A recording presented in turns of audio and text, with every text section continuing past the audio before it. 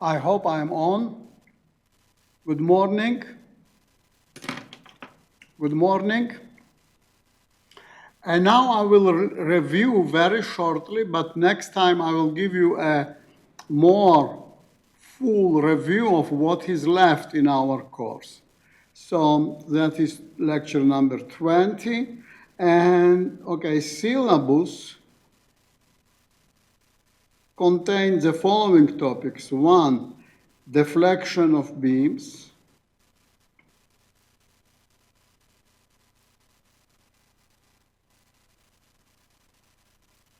That we covered very beautifully. Then, statically indeterminate beams.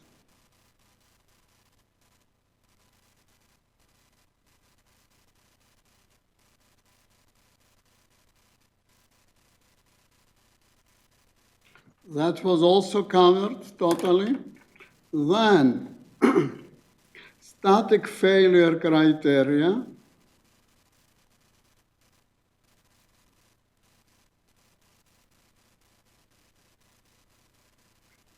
Then, energy methods.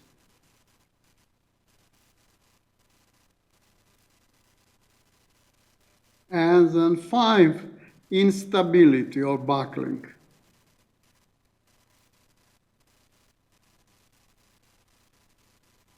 Buckling of columns. So that was also covered. So we are left with 2 topics. These 3 topics 1, 2, and 5 are heavy topics from the point of view of scope.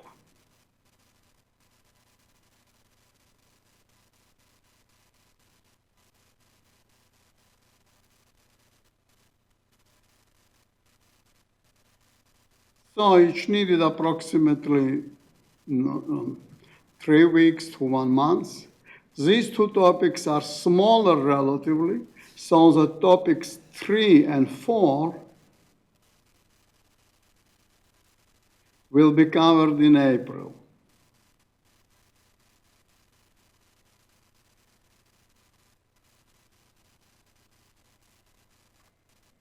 Okay, now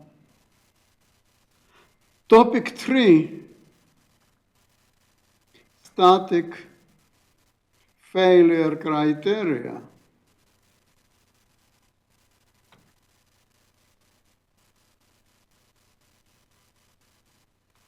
Is not covered in the book.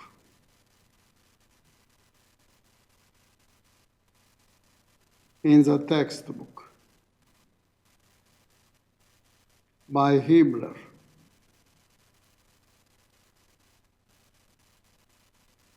Ninth edition. Because it is considered because this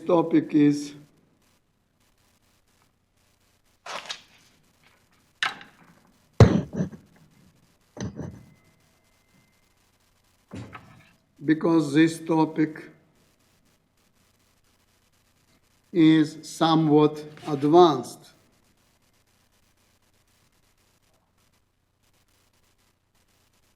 That is why it belongs to intermediate strengths.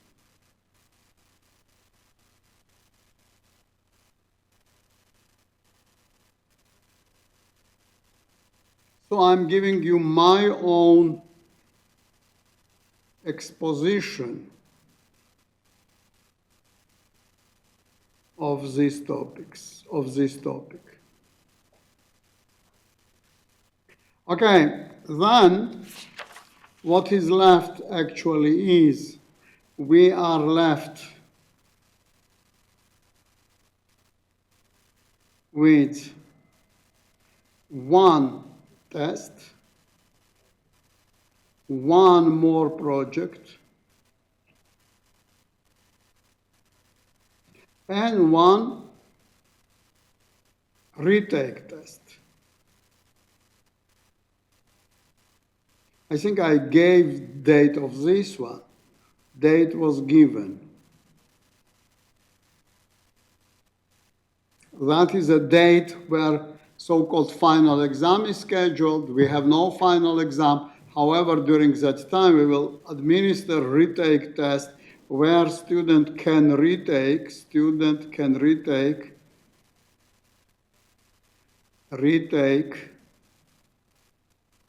one test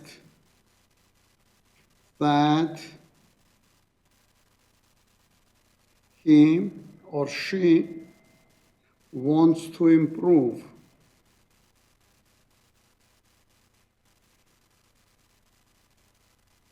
Okay? As you know, each test is 20% of the grade, so two tests, 20% plus 20%, and projects 10% plus 10% plus 10%. That is designed specially that you first learn the material. So learn the material.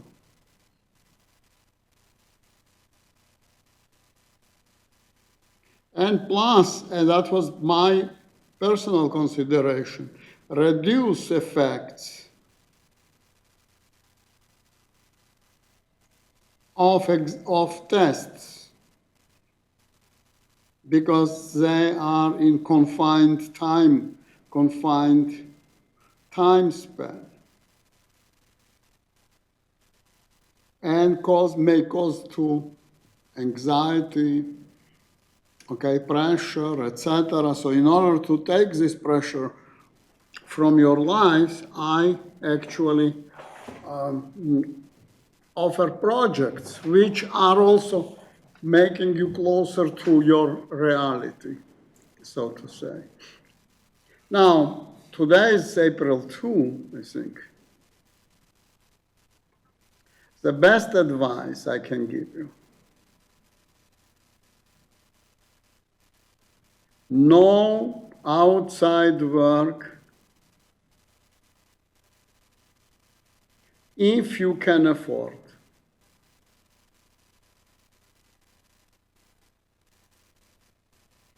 In April. Totally dedicate to studies and success in them.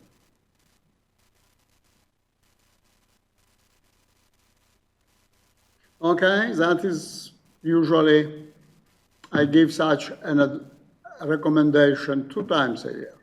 One is November 1 for fall semester, and April 1 or 2, in this case 2, during spring semester. Please, this recommendation naturally is a very good recommendation. I'm told by students that may save the semester. And I'm sharing with this recommendation to you, which is applicable not only to this course, but to any other course and any other semester. So 22, static failure theories. So that is how it says in the syllabus.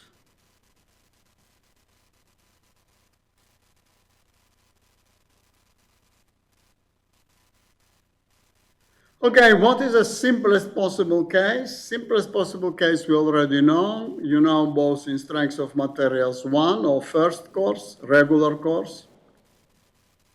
So we are subjecting a beam or a bar, so that is a bar or a rod, to an tension, stress in positive stress. So that is the simplest possible case, uniaxial tension. So what we do is take a specimen, subject it to some load P, then there is initial cross-sectional area. So we divide P by cross-sectional area because of so-called Saint-Venant's principle. Saint-Venant was a French engineer. He says, far away from load application, okay, or cross-sectional change.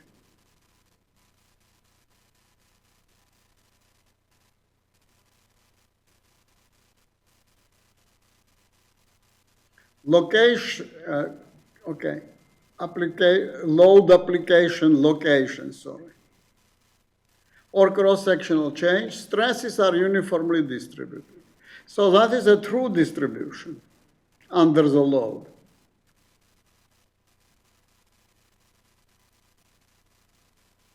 But far away, say here, then far away from the application of the load, Seminon says, stresses are uniformly distributed, that is sigma, and that is P over A sub 0.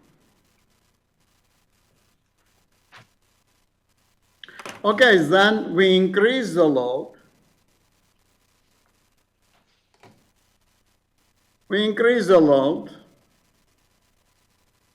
and it turns out that this is a linear line, straight line. First, this diagram, and then we have sigma versus epsilon. We are measuring new lengths minus original lengths divided by original lengths. That is deformation or strain.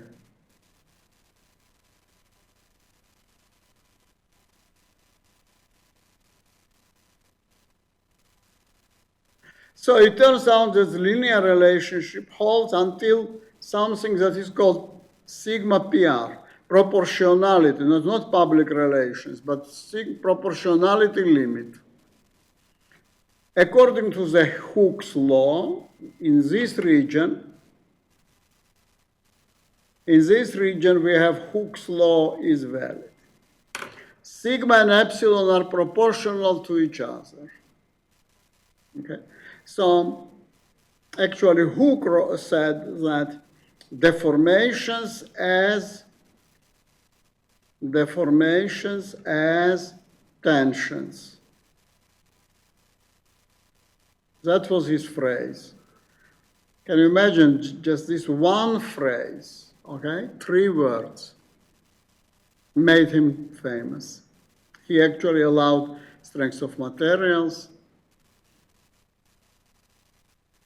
theory of elasticity, theory of plasticity, and design in mechanical engineering, ocean engineering, aerospace engineering, automotive engineering to take place.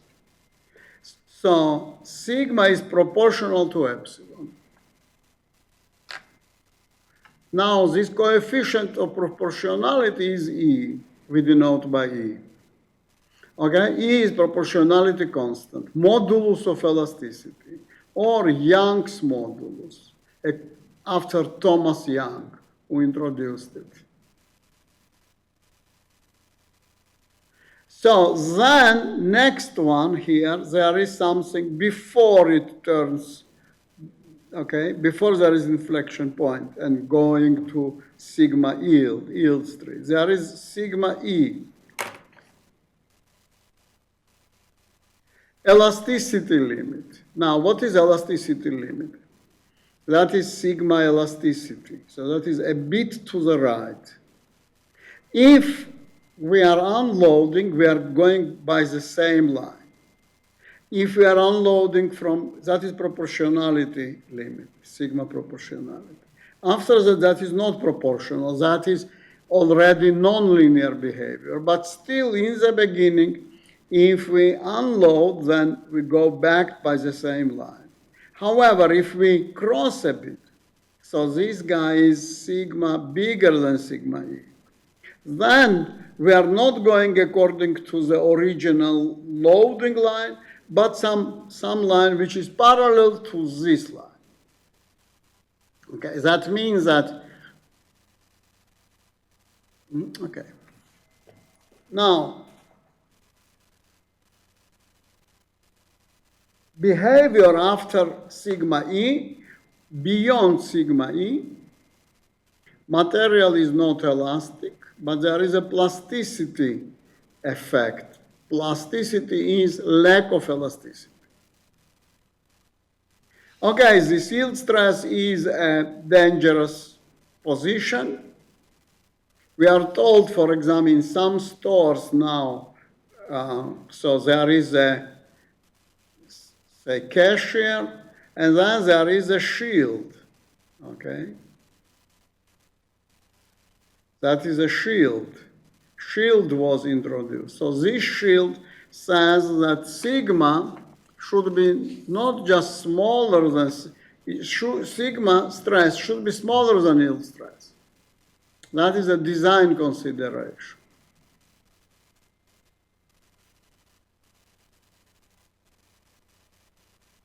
It should be actually smaller or equal than sigma allowable.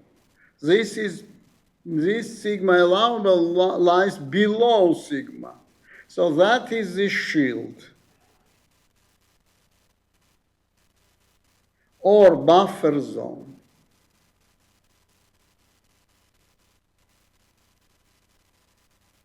Okay, or protection distance.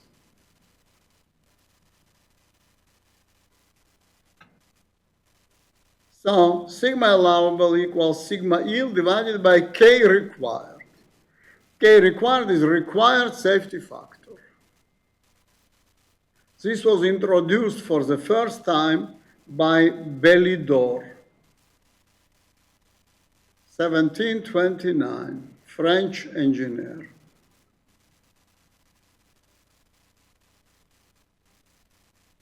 He said, without justification, but he said he was building some church in Paris, and he said that K required, he took equals 2.3. Okay. Anyways, K required should be bigger than 1. Otherwise, we don't have the protection, or otherwise we don't have a shield.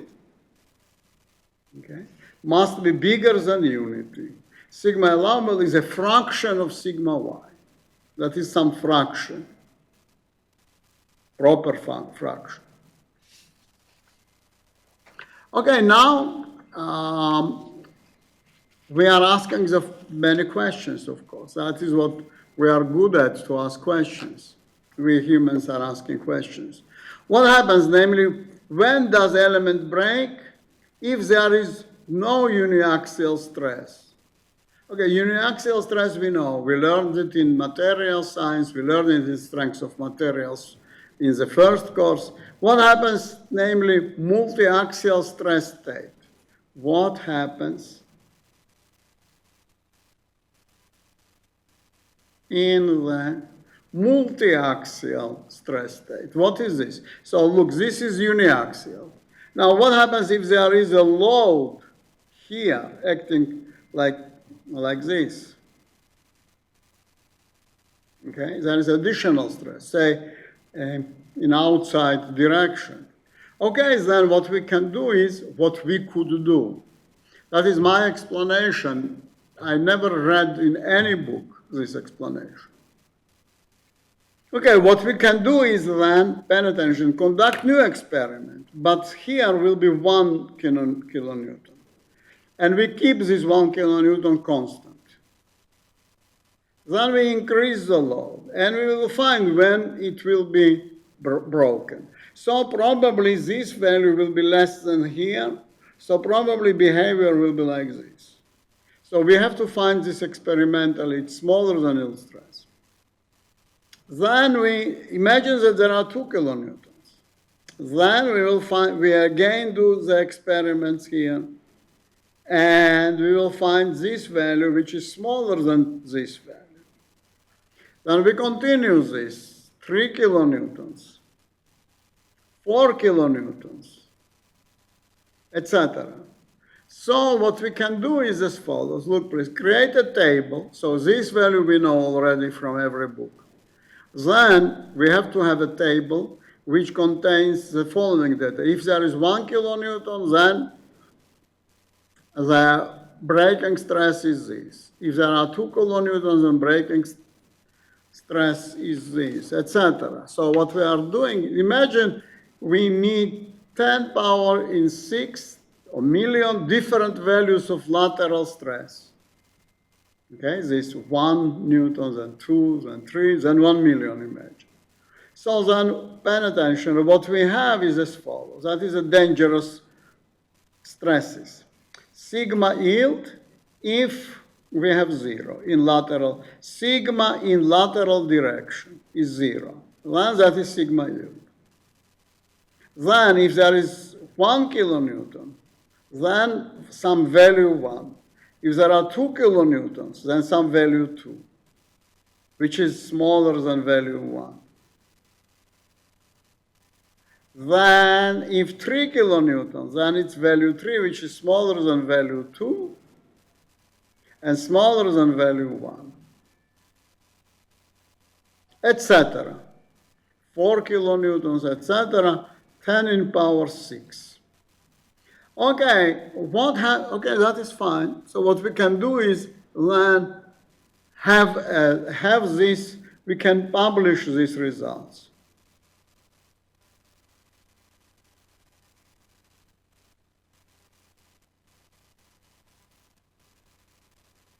Say in a book.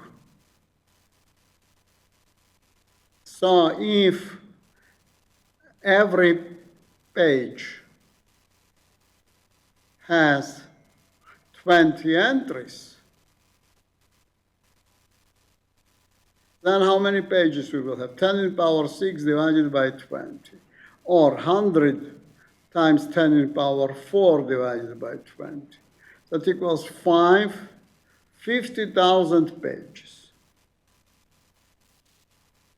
Okay, so such a book will have 50,000 pages, or maybe will be 50 books, each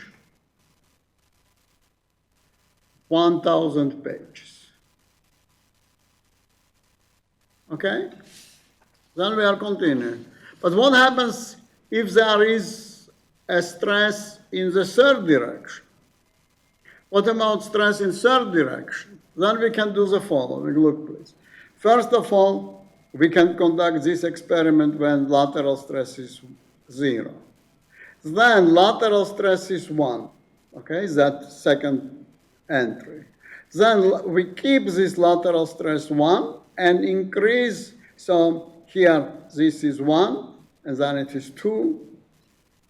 So then this is 1, then it is 3, etc. So whatever experiment we did before, we are doing with 1.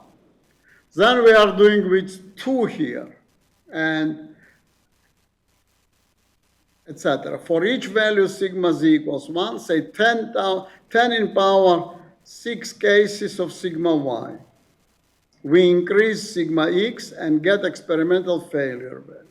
Number of values for sigma z, 10 in power 6, imagine. So total will be 10 in power 6 times 10 in power 6 experiments.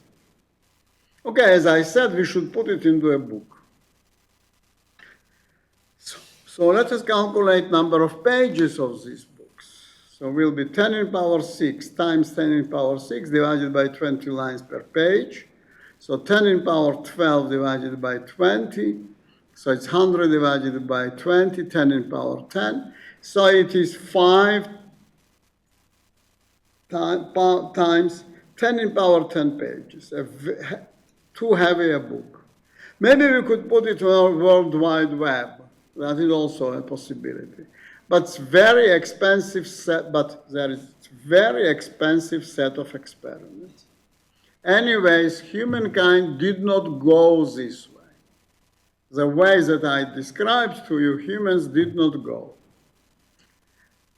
Humankind decided differently. Okay, what is it differently? To develop static failure theories. So to develop some theories.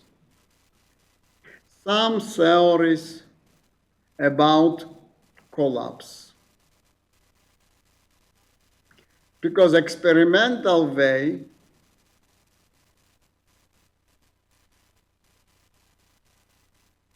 is too expensive. We could have done, maybe experiments could have succeeded. For example, maybe United Nations could have decided that, so to say, so many experiments are conducted in the United States, so many in China, so many in Russia, so many in various countries, and then put it on World Wide Web. Anyways, this was not done. So this is what we have in syllabus, this term. But this term, the term static failure theories, is unsuccessful. Why it is unsuccessful? Because that is not a theory actually, but a compatibility with experiments. We are checking compatibility of our assumptions, so we are doing some assumptions.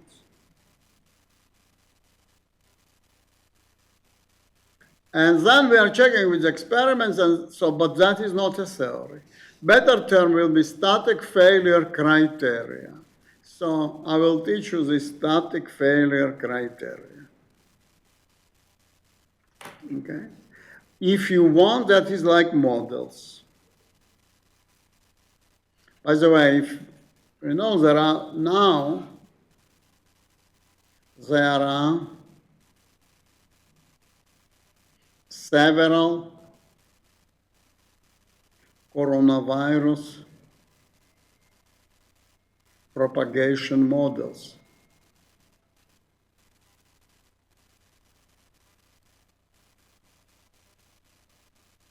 Okay, I hope that reality is much better for us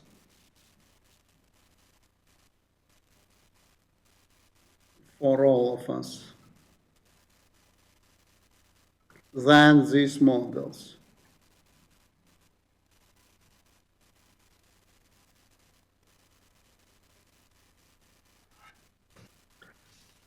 Okay, so how these criteria work? Pay attention.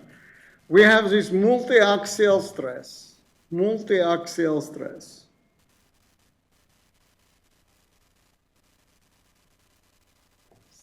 Multi-axial stress state. This we know how to deal with this. That we know, uniaxial state.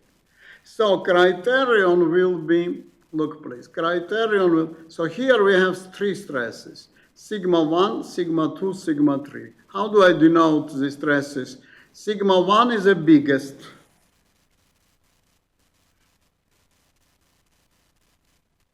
Or largest. That is smallest. Intermediate one is sigma 2.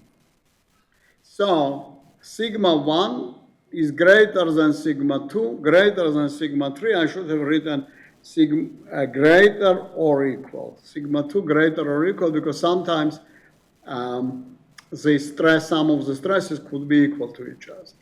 That is a general stress state. Now we should say criterion, we should suggest some criterion which will make this state equivalent to this state. What does that mean?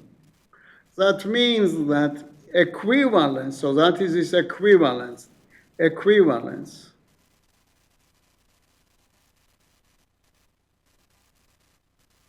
Okay? We should multiply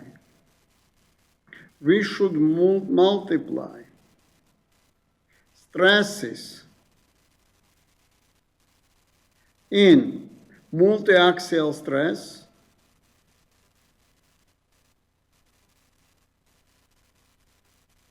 by the same number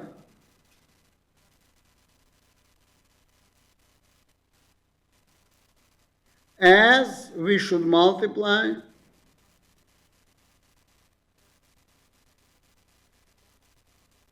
sigma equivalent, this state, uniaxial stress.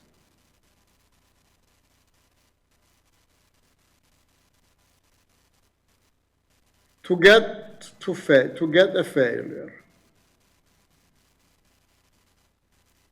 That means that this state and this state are equally far away from failure. We have to multiply this condition proportionally.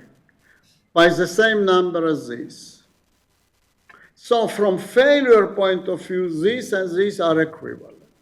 Here there is a criterion. Okay, the question is, what is this criterion? We will discuss it. Now, then there is a third step. So that is step 1 is a criterion. That is step 2. Step 2, we comparison. We are comparing with sigma yield here. Then we should say sigma equivalent should be smaller than sigma yield. Okay, so I will write it down here. Sigma equivalent should equal smaller or equal than sigma allowable, which equals sigma yield divided by safety factor, K required.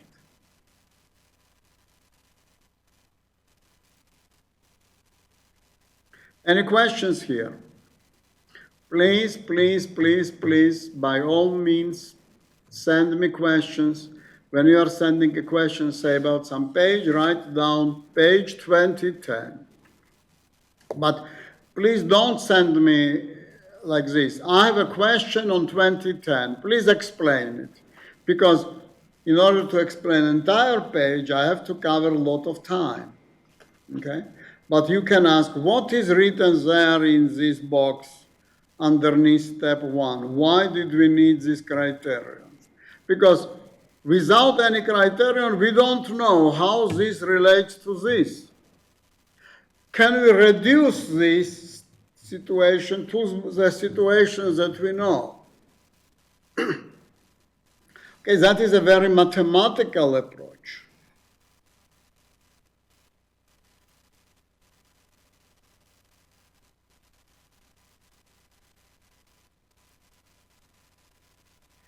Reduce what you know, reduce what you don't know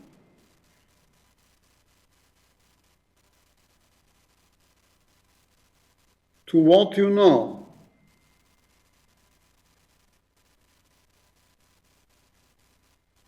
Okay? Indeed, this situation we know. If there is uniaxial condition, then we know, we learn it in many subjects.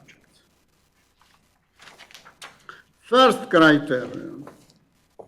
First criterion is, look please, it's called maximum normal stress criterion. So maximum stress is what defines the situation. So maximum stress here. So these two conditions, so we will say two conditions, multiaxial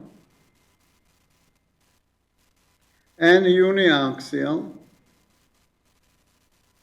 are equivalent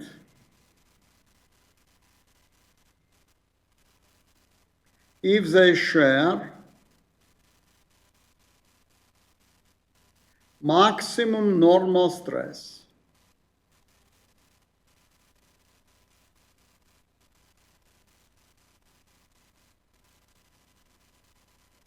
Okay? So here maximum stress is sigma 1. Because maximum of sigma 1, sigma 2, sigma 3 is sigma 1. Here maximum stress is, look, here there is sigma equals 0. And this sigma equals 0 also. So maximum sigma equals sigma equivalent. So maximum sigma equals sigma, maximum between sigma equivalent 0, 0. That equals sigma equivalent. Now we say that sigma equivalent equals sigma 1, and that should be smaller than yield stress divided by K required.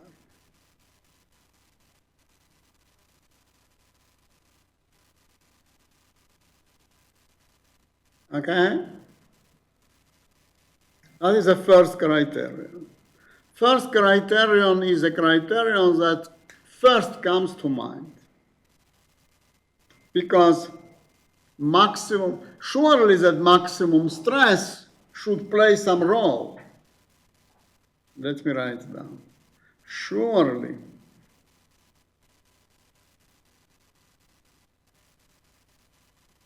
maximum sigma should play some role.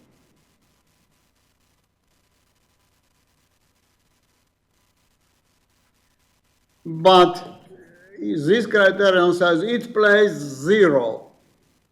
Okay, that is a main player. Okay, pros. What are the pros of this? I'm asking you also, you are sitting now in your room and you are thinking, what are the pros? Means what suggests that this is correct? Okay, maximum stress should be playing some role, naturally. That is one of the possibilities. Second, okay, think about second and communicate to me. What is a pro of this approach? Cons. Okay, according to this criterion, sigma 2 and sigma 3 do not play a role, are unimportant.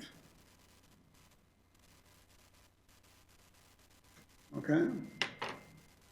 Like, if someone thinks that in an organization only CEO is important, then that person also thinks that others are not important. Is it right? So according to this criterion, imagine we have this 1,000 kilonewtons, 999, 998. Or 1,000, 1, 1. Or 1,000, 1, 0. All these conditions are the same from this failure criterion mode. Okay? All these states, according to this criterion, are equivalent.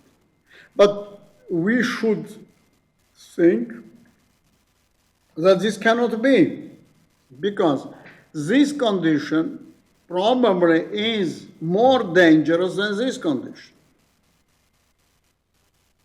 Okay? A is more dangerous.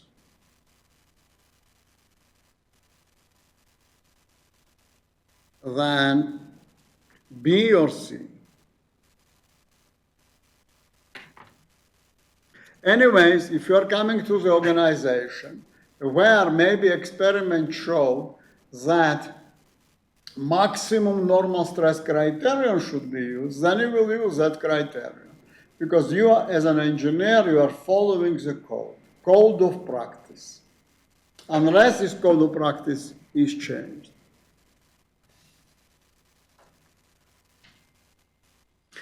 So at least we have the first criterion. But there are other criteria also. Can you think on any other criterion? I will wait here for a moment. Please email me.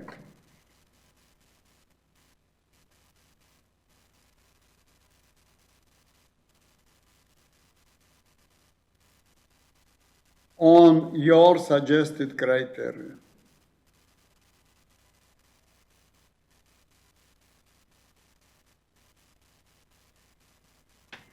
Okay, anyways, I can say, so there could be some good criteria naturally when we make suggestions. Good criteria.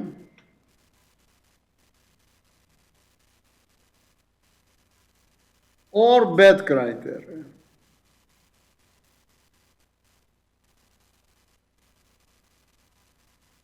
Okay, I will bring you an example of bad criterion.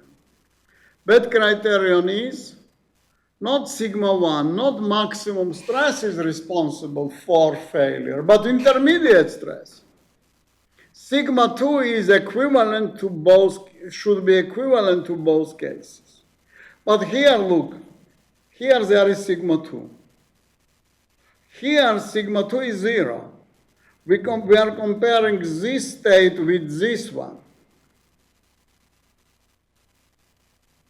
Yield.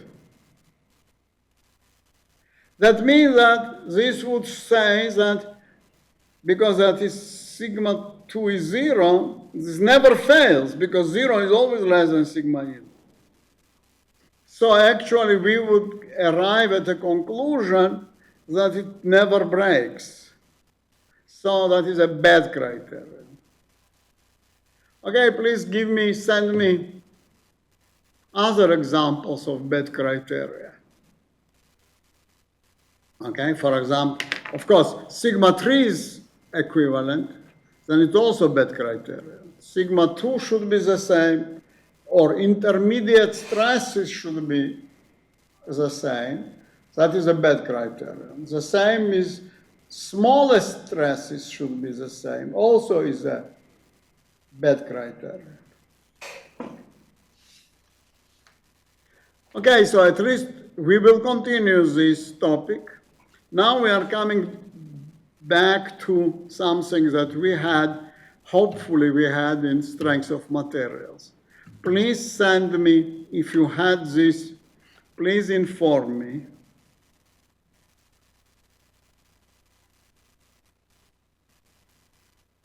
If you had this material taught in strength of materials course.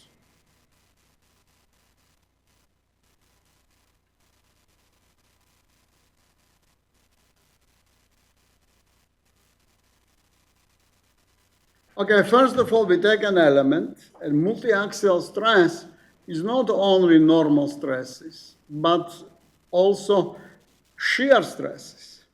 So we have this element, and pay attention, I will make some notations. That is x direction, this is y direction, that is z direction. So there are 6 faces. So this cube, there is this cube. So in here that is dx, that is dz, this is dx, this is dy. Now there are normal stresses, sigma in x direction, sigma in y direction, sigma in z direction. But there are also shear stresses. Now that is the shear stress, this shear stress. Pay attention, this face where this stress acts is perpendicular to this axis z. So then we put this z as a first index. It is directed in y direction, we call it therefore tau zy. Tau is a shear stress. Sigma is a normal stress. Normal stress. Tau, shear stress. Okay, then there is another stress here, shear stress, this one. So it acts in the same place. So therefore, I will here. Tau z, but direction is x. Tau z x. Then here also, on every face, there is a shear stress in y direction or z direction. Here, shear stress either in z direction or y direction. In total, we are ending up with the following stresses. Look, that is a table, okay, or matrix. Okay, sigma x, that is in x direction. Then, that is, look please here. Then there are taus that in y direction and z direction. So we write on this face, what happens on this face. Then we write what happens on that face. Tau in x direction, that is this one. Tau y, that is, this one is tau yx. Then sigma y, and then tau yz. Then in here, on this face, tau zx, that is this one. Then tau zy, that is this one, and sigma z. Okay, we can prove that, look please, if there is this is an element.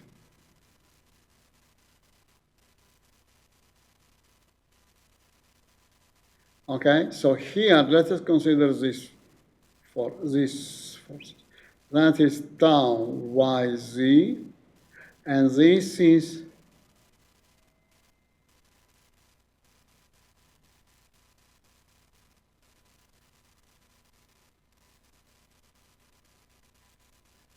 tau z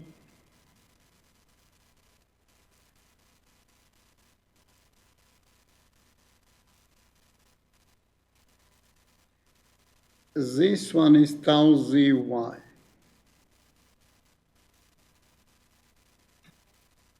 Okay, so let us look from here.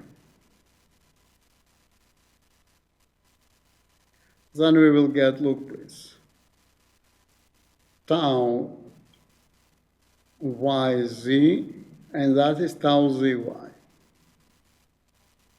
So then if I take the moment with respect to this point, okay, then moment should be equal to each, moment equals 0 naturally for equilibrium. We are getting the tau yz equals tau zy.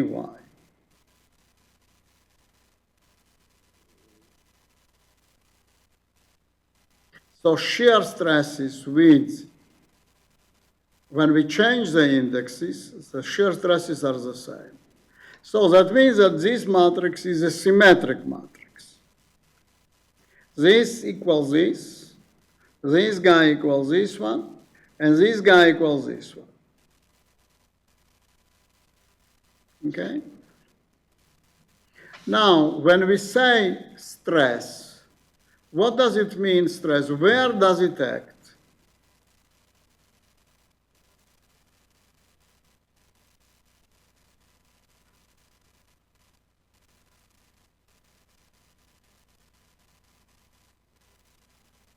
Okay, so now we are reviewing this chapter 9. That is 9th edition, but also chapter is 9. That is called stress. That is plane stress transformation. I'm reviewing this in hope that this material was studied. However, in case that it was not studied, still you can understand everything according to my simplest possible explanations. Trust me, I'm spending extremely big amount of time in order my explanations to be made as simple as possible. They are not more simpler than possible, but they are extremely simple. Pay attention. I have to, because of preparedness or lack of preparedness of the students, I have to all the time review and go ahead, review and go ahead, review and go ahead. Okay? Now let us consider the plain, simpler case, plane stress. Why? Pay attention. Imagine in this element there is sigma x, sigma y, tau yx, which equals tau xy, because tau's on adjacent corners are equal to each other, if they meet, as it were, in this corner. Now, why I said I will not consider this case? Because the following. Our criterion was that maximum stress matters. The question is, if I took a cube and these are the stresses that act upon it, what happens if I will have to cut around this point, this cube in another direction, and consider this cube? What happens on that cube? Why I'm asking this question? What happens in this cube? What happens in that cube? Because I want to find the maximum stress. Maybe I made this cut and I have some stress, but maybe if I would have made this cut, the stress would be bigger. I don't want to overlook the biggest stress. So let me principle.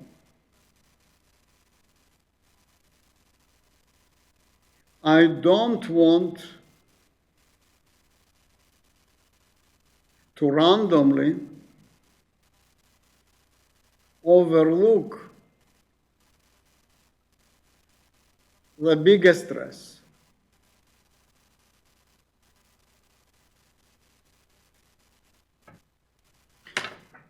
Okay, then pay attention. If I'm cutting at some, that is an angle theta, at angle theta, then in this new situation, there will be sigma x prime, that is a new axis, x prime. This will be tau x prime y prime. In original system, there is sigma y, sigma x. Okay? And there is also this stresses, tau xy. Okay, then pay attention, strength, chapter 9 says that these stresses can be calculated from equilibrium of this element. Equilibrium.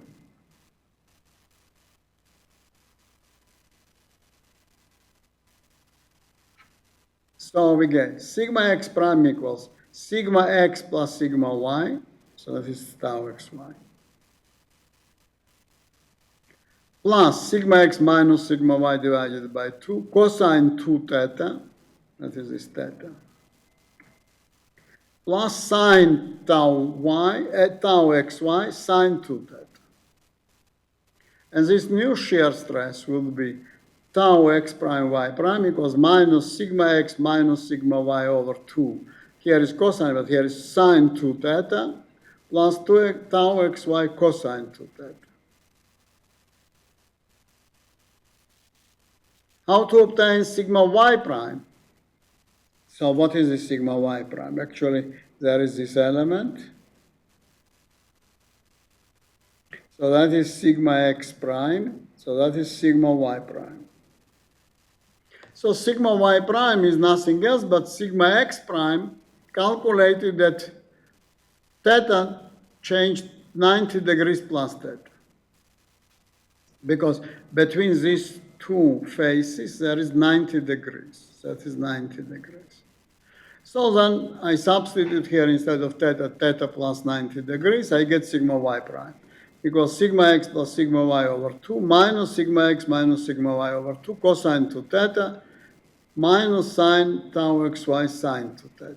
So that is, instead of plus I get minus, instead of plus I get minus.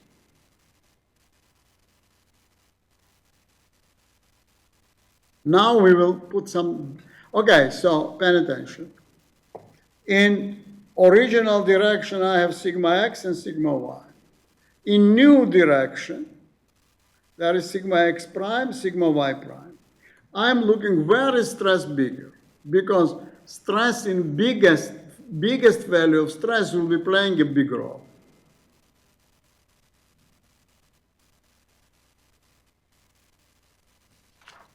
Definition, principal directions.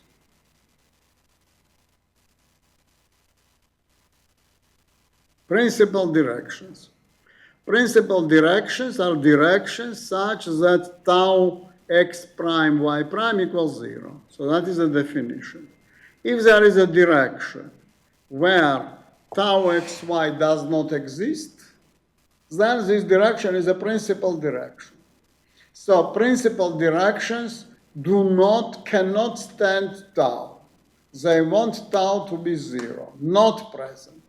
That is our human's definition of principal directions.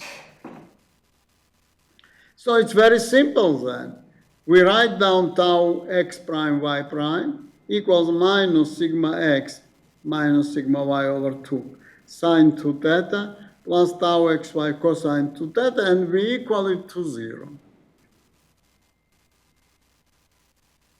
Then we divide it by cosine 2 theta. We get here tangents 2 theta. Tangents 2 theta principal equals then this tau. So I put this tau to the right-hand side will be minus.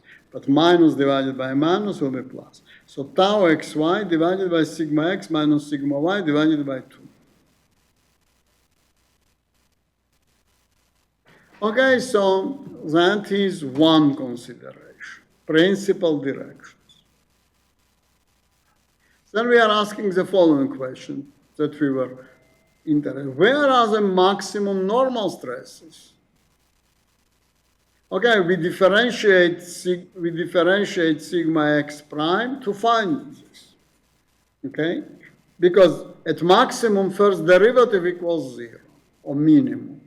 That is O maximum, so first derivative equals 0, or minimum. Also first derivative equals 0.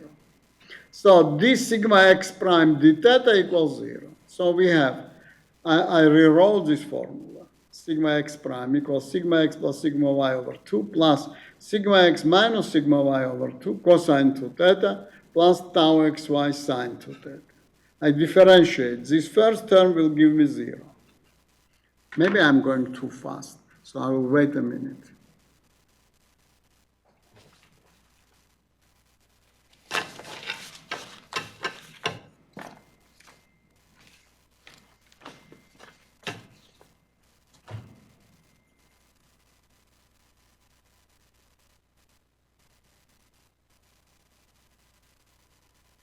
So we get this term, when we differentiate, is 0.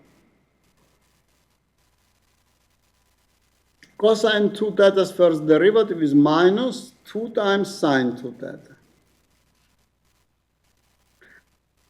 Sine 2 theta's first derivative is 2 times cosine 2 theta. This guy equals 0. But voila, pay attention, what we found, that this expression is nothing else but tau xy's expression, 2 times tau xy. Look, please. Let me show you this.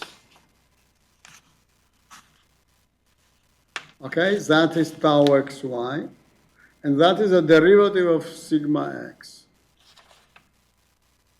So this derivative is 2 times this expression, because there is 2 here and 2 here.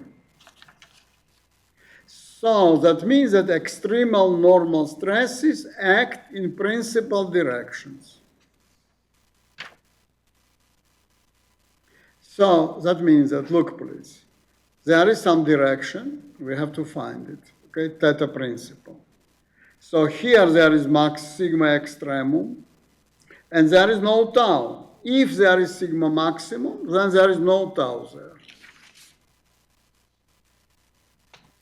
Okay? So expression was this. Look, please. Tangents to theta principal equals tau xy divided by some quantity. So then we can put it here, 2 theta principal. Here, opposite direction, opposite side is tau xy. Adjacent side is sigma x minus sigma y divided by 2. Then this one, hypotenuse, equals this one.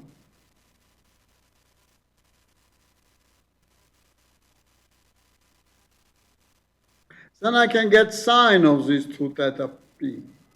Sine equals this divided by hypotenuse. Cosine 2t equals adjacent side divided by the hypotenuse. So I can get the sine 2 theta p, cosine 2 theta p. Then this we substitute back into formula for the stresses.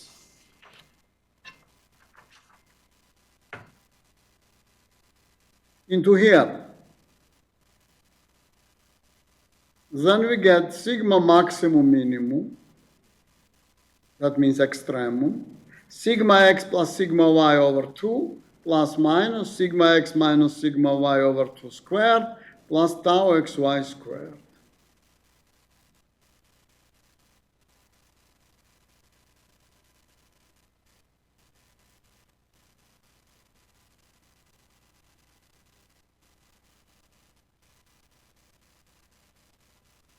For example, just an example. we have this following element. That is sigma x equals this, sigma y equals this. That is tau. Tau, imagine, equals 400.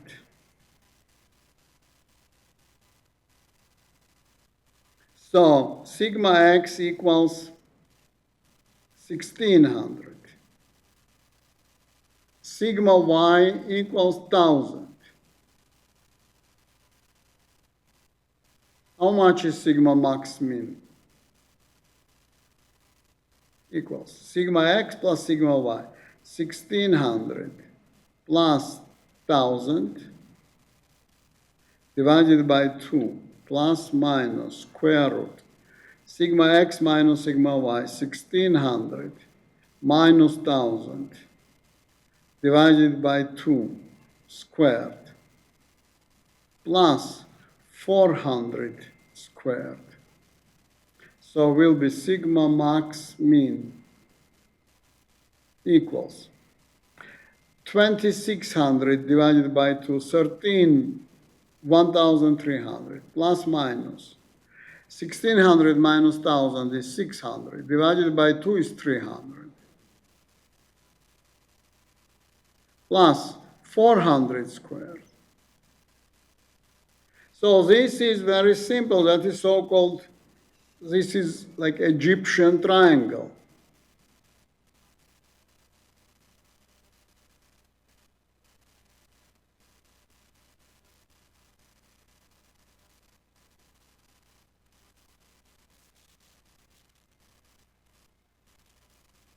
So then it equals 500.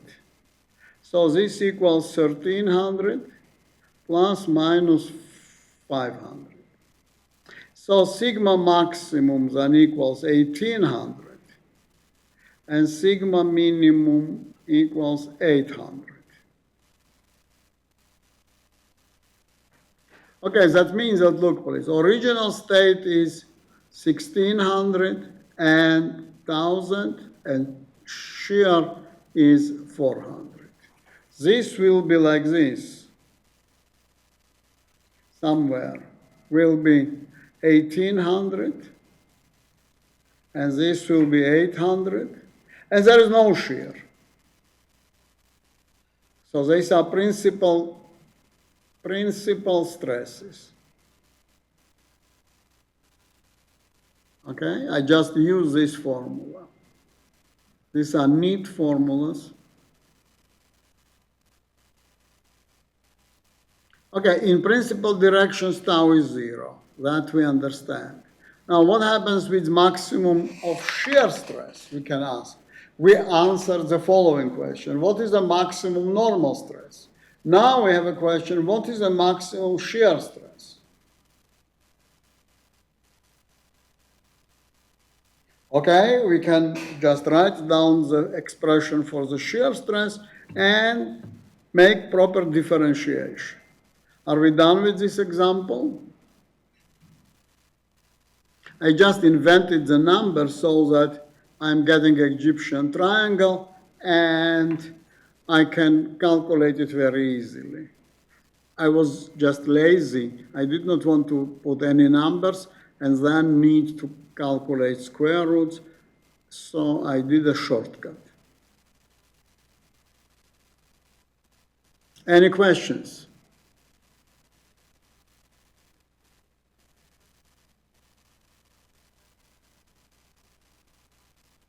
We continue then.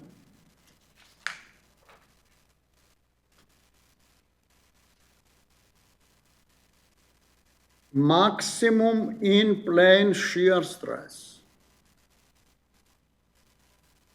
We may have said, come on, if maximum normal stress is most important, then why in the world I need maximum shear stress?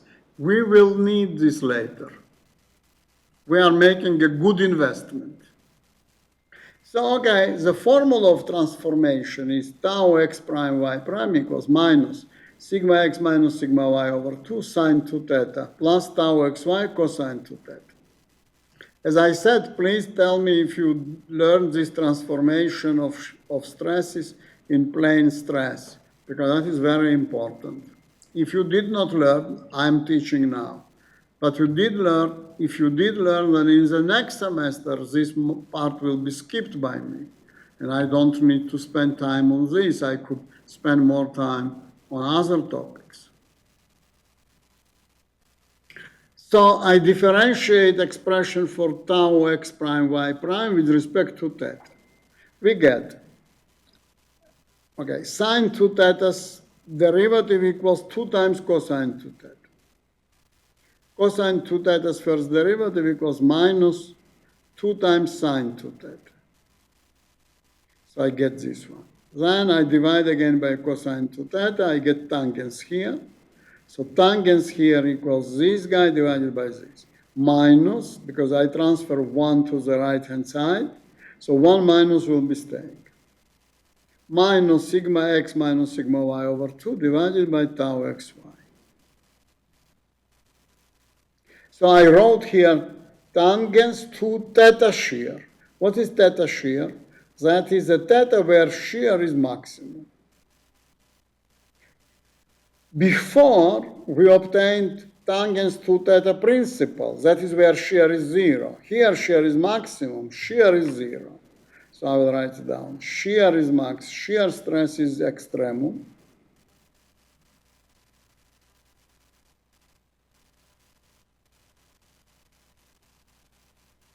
Or takes extremum value.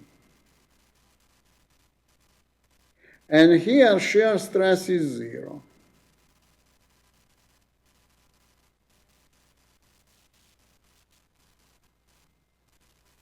Okay? Now we can calculate product of these two tangents.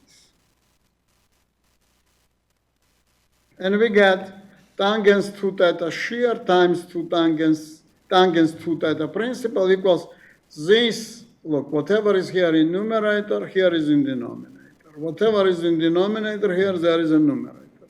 Their product equals minus 1, because there is minus sign. So that means that if tangents are minus 1, that means that two angles, 2 theta shear and 2 theta principal, are orthogonal to each other. That is, you learned in analytical geometry, as well as in calculus.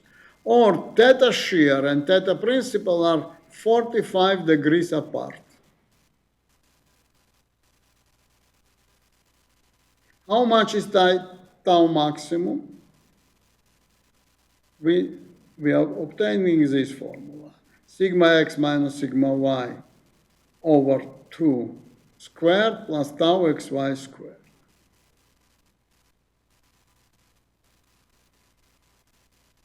I'm waiting because when you are not sitting here, I'm tending to go further, faster, because there is no one to tell me, please, wait, professor. So now I have to exercise self-control and self-management.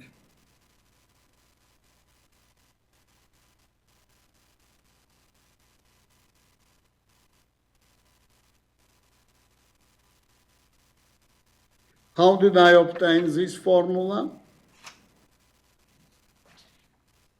Okay.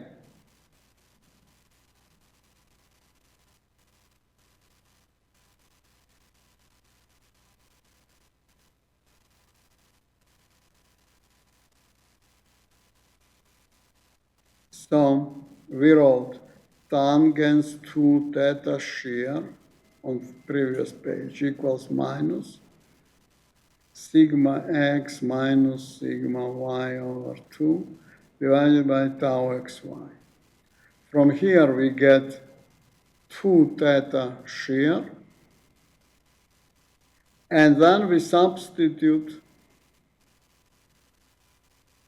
into formula of transformation.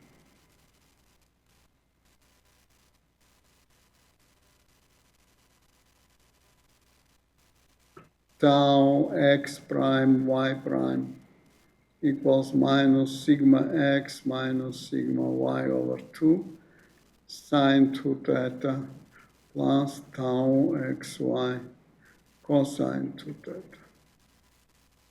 And then we will get this expression. How did we get this?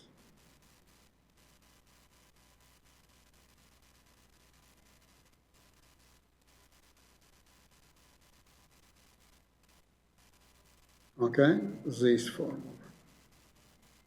Any questions?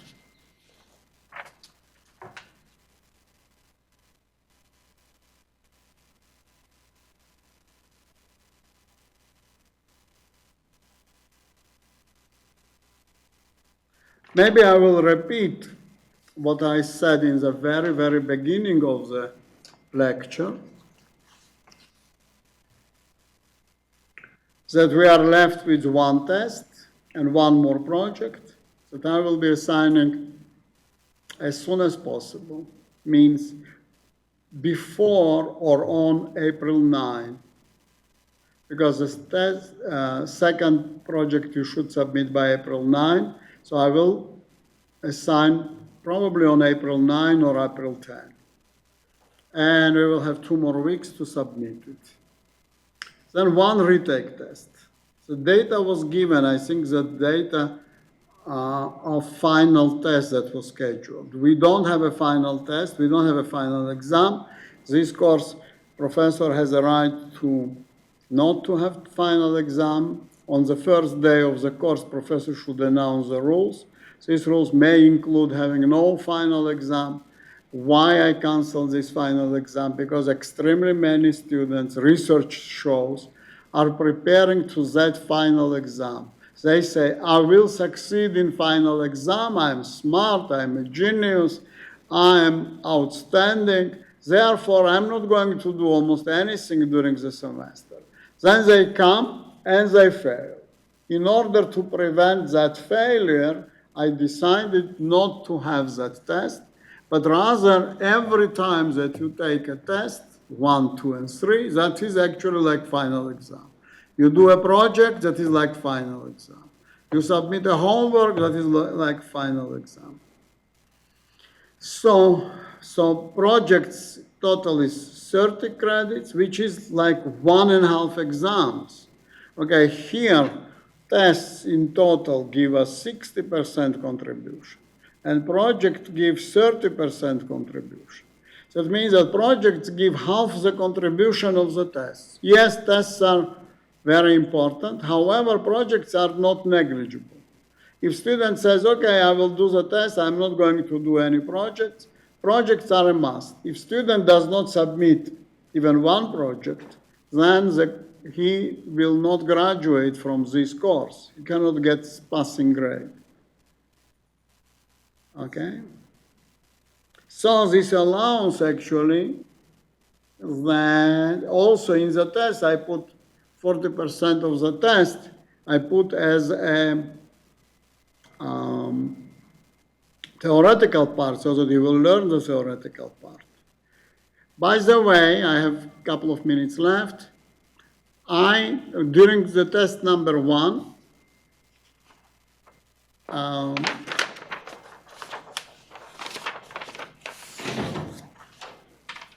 you having a class? 3 more minutes. Okay, test 1. I did not write percentage of theoretical part, but I wrote then problem 1 40% and problem 2 also 40%. Then students should have decided that this theoretical part was 20%. However, I graded theoretical part because students do much better as 40%, and this 30%, and then 30%. So as a result, de facto, everyone got more grade, not everyone, almost everyone got a better grade than he could have obtained with this, so that is 20. However, some students could do better with this one. So what I will do, I will check every student by which grading he or she gets better grade. And I will adopt for the students that grading. So that some students' gradings will be improving even further. They already improved by this grading. So that was my misprint. I can say my mistake because I mistakenly did not write this. However, this was justified because each of you spent at least 30 minutes, I asked. No one did it less than 30 minutes. So 30 minutes over 80 minutes is 37.5%, which is very close to 40% that I'm assigning. But anyways, I will make correction of the grades of couple of students. There will be